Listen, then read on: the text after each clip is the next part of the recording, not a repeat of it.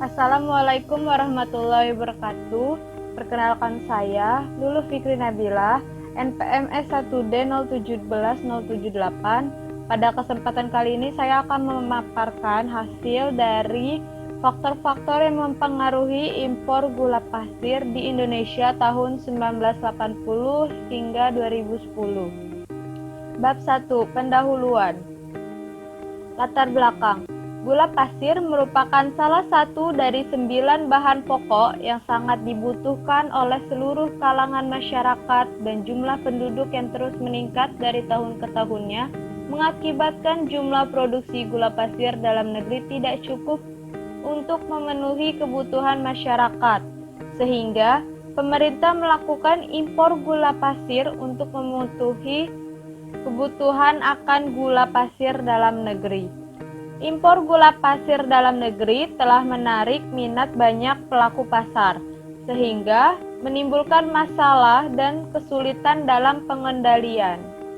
Kondisi dan permasalahan pergulaan nasional memang sangat kompleks, dilihat dari sisi produksi gula pasir dalam negeri, konsumsi gula pasir, impor gula pasir maupun perdagangannya. Keluhan dari sisi-sisi tersebut tidak terlepas juga dari kebijakan-kebijakan yang telah ditetapkan oleh pemerintah. Selanjutnya ada rumusan masalah. 1. Bagaimanakah pengaruh produksi gula pasir terhadap impor gula pasir di Indonesia? 2. Bagaimanakah pengaruh konsumsi gula pasir terhadap impor gula pasir di Indonesia? 3. Bagaimanakah pengaruh jumlah penduduk terhadap impor gula pasir di Indonesia? 4. Adakah masalah heterosiditas dan autokorelasi 3 lak dalam deret waktu? Tujuan: untuk memenuhi pengaruh produksi gula pasir terhadap impor gula pasir di Indonesia. Untuk mengetahui pengaruh konsumsi gula pasir terhadap impor gula pasir di Indonesia. Untuk mengetahui pengaruh jumlah penduduk terhadap impor gula pasir di Indonesia. Untuk mengetahui adanya masalah heteroksiditas dan autokorelasi dengan 3 lag dalam deret waktu. Selanjutnya bab 2 adalah metode penelitian. Jenis dan sumber data. Data yang digunakan adalah data sekunder atau data yang diperoleh dari deskripsi faktor-faktor yang mempengaruhi impor gula pasir di Indonesia tahun 1980 hingga 2010. Jenis data yang digunakan dalam penelitian ini adalah data runtun waktu atau time series dari tahun 1980 sampai tahun 2010 yang merupakan data sekunder bersumber dari Ditjen Perkebunan, Sekretariat Dewan Gula Indonesia, dan Badan Pusat Statistik. Selanjutnya ada spesifikasi model. Model yang digunakan adalah model distribusi beda kala atau distributed lag model, atau dalam persamaannya adalah ln Y sama dengan beta 0 ditambah beta 1 ln X1 ditambah beta 2 ln X2 ditambah beta 3 ln X3 ditambah ET. Keterangan Y di sini adalah impor, X1 di sini adalah produksi, X2-nya adalah konsumsi, dan X3-nya adalah jumlah penduduk. Beta 0 hingga beta 3 adalah koefisien regresi, ET adalah error term. Uji F. H0. Variabel bebas secara bersama-sama berpengaruh signifikan terhadap variabel terikat. H1. Variabel bebas secara bersama-sama tidak berpengaruh signifikan terhadap variabel terikat. Jika F hitung kurang dari F tabel, maka tolak H0 dan terima H1. Lalu selanjutnya ada uji T. Hipotesisnya adalah H0 sama dengan variabel bebas berpengaruh signifikan terhadap variabel terikat. H1 adalah variabel bebas tidak berpengaruh signifikan terhadap variabel terikat. Jika T hitung kurang dari T tabel, maka tolak H0 dan terima H1. Selanjutnya ada uji koefisien determinasi, yaitu jika nilai R² yang diperoleh mendekati 1, maka dapat dikatakan semakin kuat model tersebut menerangkan variabel bebas terhadap variabel terikat, dan sebaliknya. Selanjutnya ada uji heteroskedastisitas. Di sini hipotesisnya adalah H0 ada heteroskedastisitas dan H1 adalah tidak ada heteroskedastisitas. Maka jika chi-square hitung lebih dari chi-square tabel, maka terima H0 dan tolak H1. Selanjutnya ada uji autokorelasi. Hipotesisnya adalah H0 adalah tidak ada autokorelasi dan H1 adalah ada autokorelasi. Maka jika Durbin-Watson hitung lebih dari 2, maka tolak H0 dan terima. Selanjutnya ada bab 3, yaitu hasil dan pembahasan. Di sini ada tabel hasil uji regresi yang bisa dilihat.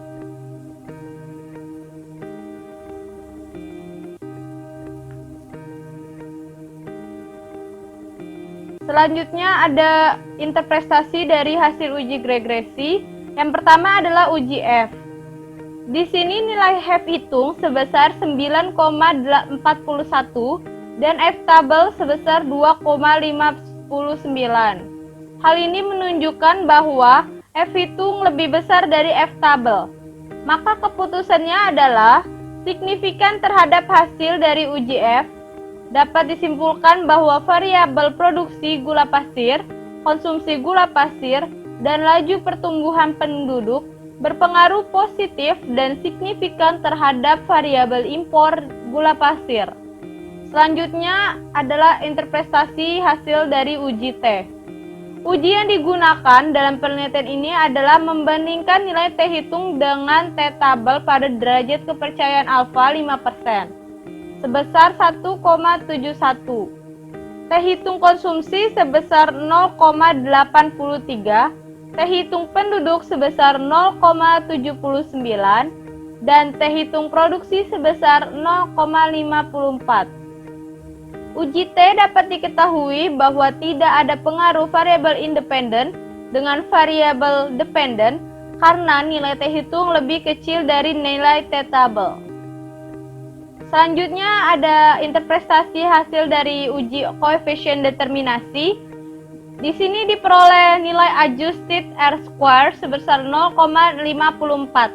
Artinya, 54% dari variasi variabel terikat maupun mampu dijelaskan oleh variasi himpunan variabel penjelas. Sementara sisanya 46% variasi variabel terikat dijelaskan oleh variabel lain di luar model. Selanjutnya ada tabel hasil dari uji heteroskedastisitas, bisa dilihat sendiri.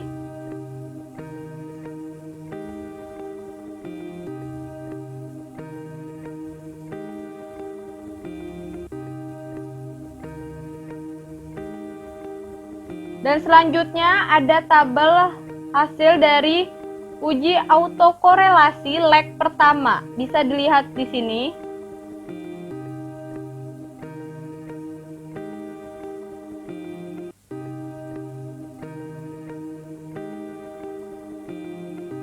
Selanjutnya, ada tabel hasil uji autokorelasi leg kedua yang bisa dilihat di tabel di bawah ini.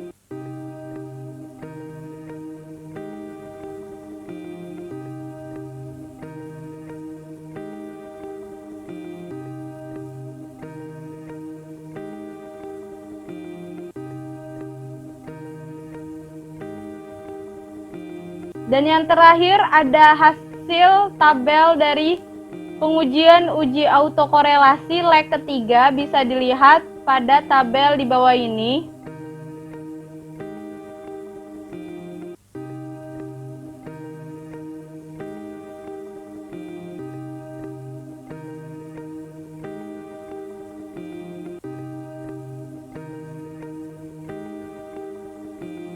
Selanjutnya ada interpretasi hasil dari uji heteroskedastisitas. Berdasarkan dari pengolahan data diperoleh bahwa nilai chi-square sebesar 0,59. Nilai chi-square hitung lebih besar dari chi-square tabel sebesar 0,05991. Maka H0 diterima. Dapat disimpulkan bahwa dalam model ini tidak terdapat masalah heteroskedastisitas. Selanjutnya ada interpretasi hasil dari uji autokorelasi.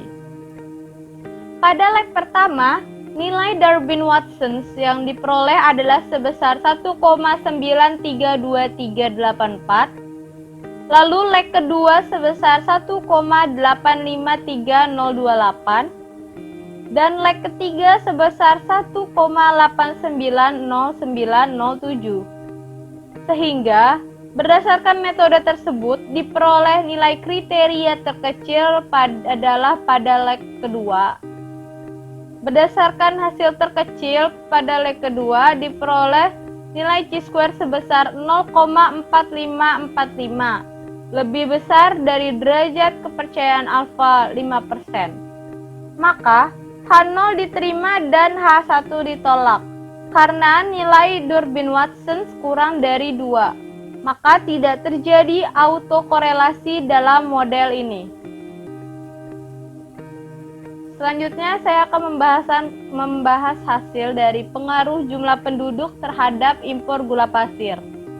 Hasil penelitian ini tidak sesuai dengan faktor-faktor yang mempengaruhi permintaan yang meliputi penghasilan konsumen, perubahan harga barang lain atau substitusi maupun komplementer, selera konsumen, ekspektasi, serta jumlah pembeli. Jika diterapkan dalam penelitian ini, maka jumlah penduduk tidak ada pengaruh dengan impor gula pasir. Artinya, semakin banyak jumlah penduduk, maka tidak mempengaruhi permintaan akan impor gula pasir. Karena ada faktor-faktor lain yang mempengaruhi permintaan gula pasir selain laju pertumbuhan penduduk, seperti harga gula pasir domestik, harga gula pasir impor, dan stok gula pasir. Selanjutnya saya akan membahas tentang pengaruh konsumsi gula pasir terhadap impor gula pasir di Indonesia. Berdasarkan teori konsumsi yang dikemukakan oleh Keynes, bahwa pada saat pendapatan seseorang semakin tinggi, maka semakin tinggi konsumsi dan tabungannya. Jika diterapkan dalam penelitian ini, dengan semakin pendapatan tinggi seseorang, maka semakin tinggi pula tingkat konsumsi seseorang akan gula pasir. Dengan adanya perdagangan internasional, maka Indonesia dapat mengimpor gula pasir untuk menutupi kekurangan akan konsumsi gula pasir dalam negeri yang disebabkan karena kenaikan tingkat konsumsi gula pasir dalam negeri tidak dapat diimbangi dengan kenaikan tingkat produksi gula pasir dalam negeri. Selanjutnya, saya akan membahas tentang pengaruh produksi terhadap impor gula. Adanya tingkat produktivitas yang berbeda dari negara-negara lain, maka menyebabkan perbedaan jumlah produksi gula pasir masing-masing negara. Sehingga pemerintah dapat mengimpor gula pasir dari negara yang tingkat produktivitas gula pasirnya tinggi. Karena produksi gula pasir dalam negeri tidak dapat mencakupi kebutuhan masyarakat akan konsumsi gula pasir dalam negeri. Hal ini menyatakan bahwa produksi gula pasir berpengaruh positif, berpengaruh negatif, dan signifikan terhadap impor gula pasir. Bab 4. Penutup. Kesimpulan. Jumlah penduduk tidak memiliki pengaruh terhadap impor gula pasir karena dilihat dari nilai probabilitasnya tidak signifikan pada derajat kepercayaan alfa 5%. Yang kedua, konsumsi gula pasir tidak memiliki pengaruh terhadap impor gula pasir karena dilihat dari nilai probabilitasnya tidak signifikan pada derajat kepercayaan alfa 5%. Produksi gula pasir memiliki pengaruh terhadap impor gula pasir karena dilihat dari nilai probabilitasnya signifikan pada derajat kepercayaan alfa 5%. Yang keempat, tidak terjadi masalah dalam deret waktu seperti masalah heteroskedasivitas dan autokorelasi. Saran: produksi gula pasir dalam negeri agar dapat ditingkatkan untuk dapat mencukupi kebutuhan akan gula pasir dan dalam negeri, sehingga impor gula pasir dapat dikendalikan. Konsumsi gula pasir dalam negeri dapat dibedakan menjadi dua, yaitu konsumsi gula pasir untuk industri dan konsumsi untuk rumah tangga.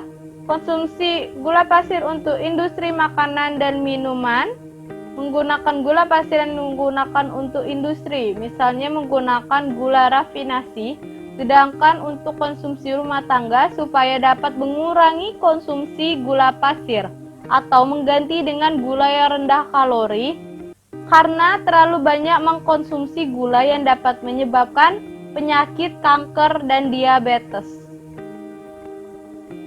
Terima kasih. Cukup sekian video saya. Kurang lebihnya mohon maaf. Kepada Allah saya mohon ampun. Wabillahi taufiq wal hidayah. Wassalamualaikum warahmatullahi wabarakatuh.